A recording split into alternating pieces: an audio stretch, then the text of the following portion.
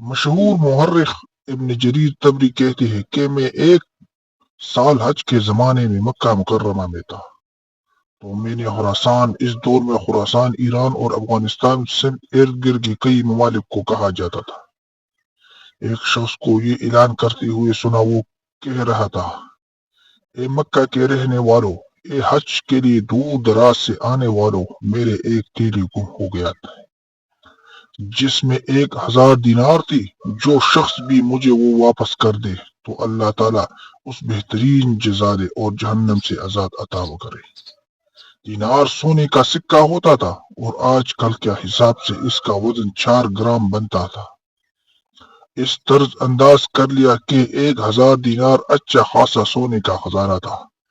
یہ اعلان سنتے ہی مکہ مکرمہ کا ایک بوڑھے صاحب اٹھے اور انہوں نے اس اعلان کرنے والوں کا مخاطب کر کے کہا: اے خراسانی بھائی، ہمارا شہر کے حالات آج کل بہت ہی گردوا ہے۔ ہر طرف پکات سالی نے ڈیری ڈالی ہوئی ہے، مزدوری کے موقع بھی نہ ہونے کے برابر ہے، فقر و غربت کے دور دور ہے۔ آپ کے لیے میرے مشورہ یہ ہے کہ آپ اس شخص کے لیے جو آپ کا مال لوٹا دے، کچھ انعام کا اعلان کر دو۔ ممکن ہے کہ وہ مال کسی فقیر اور محتاج کے ہاتھ لگا تو جب وہ انعام کا اعلان سنے گا تو آپ کا مال لا کر دے گا تاکہ اس بھی حلال طریقے سے کچھ دینار مل جائے۔ خراسانی شخص نے پوچھا: آپ کا خیال میں ایسی شخص کا انعام کتنا ہوگا چاہیے؟ مکہ مکرمہ کی رہائش ان بزرگ عمر شخص نے کہا: 1000 دینار میں نے کم از کم 100 دینار تو سونے ہی چاہیے۔ لیکن خراسانی شخص اس پر راضی نہیں ہوا اور اس نے کہا: میں اپنا معاملہ اللہ تعالیٰ کے حوالے کرتا ہوں، آج مجھے مال نہ ملا تو کوئی بات نہیں، روز قیامت تو مل ہی جائے گا۔ ابن جریر تبری کہتے ہیں کہ میں یہ سارا مکالمہ سن رہا تھا اور میں سمجھ گیا کہ یہ مال کسی کو نہیں، اس بابا جی کو ملا ہے، لیکن یہ بغیر کسی حلال انعام کہ اسے واپس نہیں کرنا چاہتا ہے۔ شاید یہ بہت محتاج اور فقیر ہے۔ میں نے اپنے شک کو یقین میں بدلنے کے لیے اور اس صورت حال سمجھنے کے لیے اس کا پیچھا کیا کہ یہ کیا کہا جاتا ہے۔ وہ بابا جی اپنے جگہ سے اٹھے اور مکہ مکرمہ ایک پرانے محلے کے کچے گھر میں داخل ہوئی۔ ابن جریر تبری باہر کان لگا کر سن رہا تھا۔ اندر گھر سے آواز آئی کہ بابا جی اپنے اہلیہ کو کہا رہے تھے: اے لبابا، دیناروں کا مالک مل چکا ہے اور اب ہمیں دینار واپس ہی کرنے پڑے گی۔ میں نے اس کچھ انعام دینے کی ہی کہا، لیکن وہ تو اس نے بھی انکار ہے۔ کئی دنوں سے فاقے کے سناتی ہوئی اہلیہ نے جواب دیا: میں 50 سال سے آپ کے ساتھ غربت بری زندگی بسر کر رہی ہوں، لیکن کبھی اپنی زبان پر حرف شکایت نہیں لائے، لیکن اب تو کئی دنوں سے فاقہ ہے، پھر ہم دونوں کی بات نہیں۔ گھر میں ہمارا 4 بیٹیاں، آپ کی 2 بہنیں اور آپ کے والد بھی ہے، انہیں کا کچھ خیال کر لو۔ یہ مال جیسے بھی ہے آج خرچ کر لو، کل کو ممکن ہے کہ اللہ تمہیں مالدار کر دے تو یہ قرض چکا دینا۔ بابا جی نے اپنے لرزتی ہوئی آواز میں کہا: کیا ہے 50 برس کی عمر میں اگر آپ حرام کھانا شروع کر دو، جبکہ میں نے پوری زندگی صبر و شکر میں گزر دی، اب تو یوں سمجھو کہ میں قبر میں پائے لٹائے بیٹھ ہوا، مجھ سے یہ نہ ہو سکے گا۔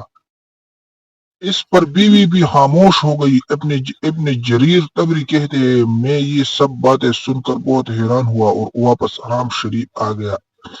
اگلے دن جب سورج کچھ بلند ہوا تو یہی کل والا خراسانی شخص اپنے گمشدہ مال کو اعلان کرنے لگا۔ پھر وہی بابا جی کھڑے ہوئے اور انہوں نے کہا: اے خراسانی بھائی، میں نے کل بھی آپ کو ایک مفید مشورہ دیا تھا، اگر آپ 1000 دینار میں سے 100 دینار نہیں دے تو سکے تو اس دینار ہی دے تو، تاکہ اگر کسی غربت فقیر محتاج کو کو اب کا مال ملائے تو اس کو بھی کچھ بلا ہو جائے۔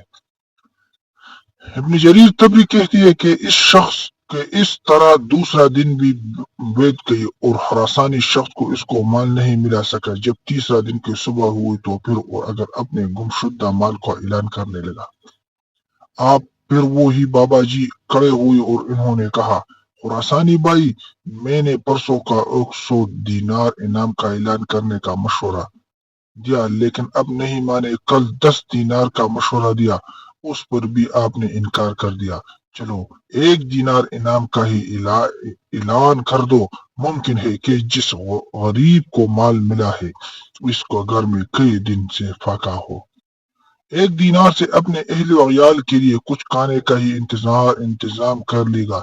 اور آسانی شخص نے پھر بڑے ہی تنگ دلی کا مظاہرہ کرتے ہوئے کہا، میں 1 دینار بھی دینے کے لیے تیار نہیں ہوں، اپنا مال لوگا تو پورے لوگا ورنہ روز قیامت ہی فیصلہ ہوگا۔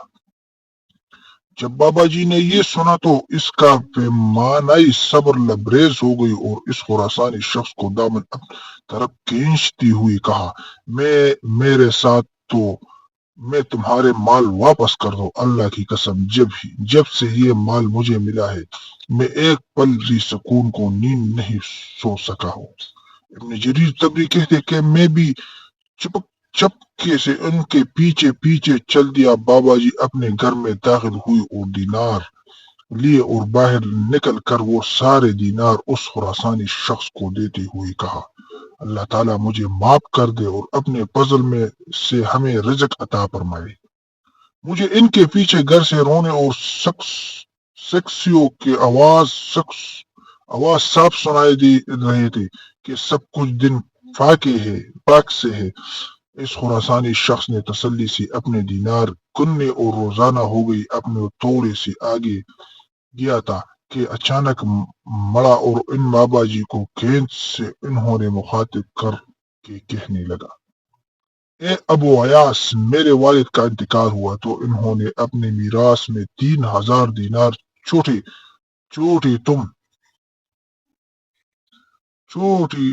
تم حصہ یعنی 1000 دینار فقراء مسکین پر صدقہ کے دیے جائے گا اور میرے مکہ مکرمہ سے یہ مال اس نیت سے لایا جائے گا ہے زیادہ سفید پوش کوئی نظر نہیں آیا تو اس لیے یہ مال رکھا اور اپنے ضروریات میں خرچ کرو۔ یہ سن کر ابو عیاس کی آنکھوں میں تشکر بری آنسو رو گئی اور انہوں نے خراسانی شخص اور اس کے والد کا مرحوم کو خوب دعائی۔ پھر جب خراسانی شخص وہاں سے جانے لگا تو پھر سے واپس ہونے کے لیے مڑا ہو تو پیچھے انہوں بابا جی ابو عیاس کی آواز سنائی، بیٹا رک جاؤ، میں پہلے دن سے دیکھ رہا ہوں کہ تم میرے پیچھا کرے گا۔ پورے معاملے سے باخبر ہوئے۔ میں نے اپنے شیخ ابن بن یونس یربوعی سے اور انہوں نے امام مالک سے حضرت نافع سے رضی اللہ سے سنا کر حضرت عبداللہ بن عمر رضی اللہ عنہ سے بتایا کہ جناب نبی کریم صلی اللہ علیہ وسلم نے حضرت عمر رضی اللہ کے حضرت علی رضی اللہ کے فرمایا تھا کہ جب اللہ تعالیٰ تمہیں کوئی ہدیہ تحفہ بغیر مانگے اور بغیر نفس کے انتظار کے دیے گی تو اس قبول کرنا رد نہ کرے۔ پھر انہوں نے گھر کے 9 افراد کے لیے 100 دینار الگ کیا اور پورے 10 حصہ یعنی 200 دینار مجھے عنایت کے لیے مجھے ساتھ ہی کہے کہ یہ حلال مال ہے، اسے احتیاط سے خرچ کرنا۔ ابن جریر تبری کہتے ہیں میں وہی 100 دینار 200 سال تک خرچ کرتا ہوں اور خوب علم حاصل کیا۔ اللہ تعالیٰ نے ہم سب کو اپنے لطف و احسان سے ان کے یقین عطا فرمائے کہ جو رزق ہمارے نصیب میں لکھا ہے وہ ہمیں ضرور ملے گا چاہیے، اور جو رزق ہمارے حصہ کا نہیں ہے وہ ہمارے کام نہیں آئے گا، خواہ ہمارے ہاتھ میں ہی کیوں نہ ہو۔ بس رزق حلال کے اہتمام اور حرام اور روزی میں بچنے کا یہی کونچی ہے۔ باقی رزق حلال کے لیے محنت، مسنون دعاؤں اور وظائف بھی بند کر اللہ تعالیٰ سے جوڑنے کے ذرائع اور بہانے۔ اللہم انی اسألک اولا ورزقا واسعا